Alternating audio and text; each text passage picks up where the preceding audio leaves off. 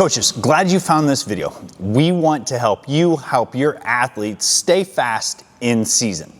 We know that it already feels like you don't get enough time with your athletes. We know that outside of your soccer commitments, you don't have enough time to be researching speed maintenance. So if you can commit to just 5 to 8 minutes each practice to helping your athletes stay fast, we're going to help you make sure that you've got a plan in place that's going to help your athletes stay fast. So first thing, where does speed maintenance fit in? It's going to slot in right after your dynamic warm-up, right before you break into your soccer training. We need to make sure that the speed work is done when the central nervous system is fresh. Your athletes need to be able to hit 90% of their max velocity for this to be considered speed work. So if we try to do speed work at the end of practice when the athletes are in a state of fatigue, when the central nervous system is in a state of fatigue, they're just going to be doing hard running. Hard running does not equate to speed work in all instances. So make sure we do it early when your athletes are fresh. Second, how many sprints does your athlete need to keep their new speed? 6 to 8 sprints per week is all they're going to need. You could do this all at once, or you can break it up over the week. In a perfect world, these would be done on game day +3, and you would have time to run all 6 to 8 sprints in that practice session. We say perfect world because oftentimes you may not have practice on game day +3, or you may not have time to run all of your sprints on the same day. In an unperfect yet still beneficial world, you can break the sprints up over the week so that if you have 3 practices a week, all you need to run is 2 to 3 sprints each day, which is why it really only takes 5 to 8 minutes to get the speed work done each day. If you have 2 practices a week, we're now looking at 3 to 4 sprints per practice to help your athletes stay fast. Third, what are appropriate distances for the ages of your athlete? For those of you coaching 7v7 athletes, a 10-yard sprint is going to be perfectly appropriate for their small bodies.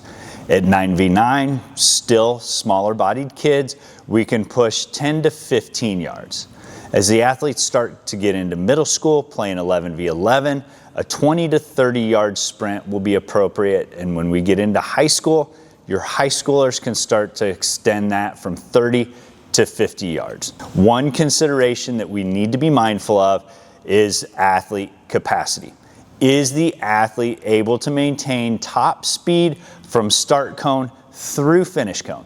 If we have a sprint distance where we're seeing our athletes' speed fall off, you can see them start to slow down because they don't have the capacity to make it to the finish line. You're running a top speed sprint that is too long. So make sure your athletes are able to maintain top speed through the sprint distance. That's how you know it's going to be most appropriate for them. Fourth and final thing, how do we make sure that our sprint work stays sprint work and doesn't become a fitness session? Think of it like this. Speed work is rested running, fitness is fatigued running. Now, with variables such as age, ability, capacity level, there isn't a set rest prescription. We like to use an RPE scale, or rate of perceived exertion, and we explain this to the athletes as it's a 1 to 10 scale of how high you feel like your heart rate and breath rate are right now. So 1 would be kind of a resting heart rate, and 10 would be they're maxed out.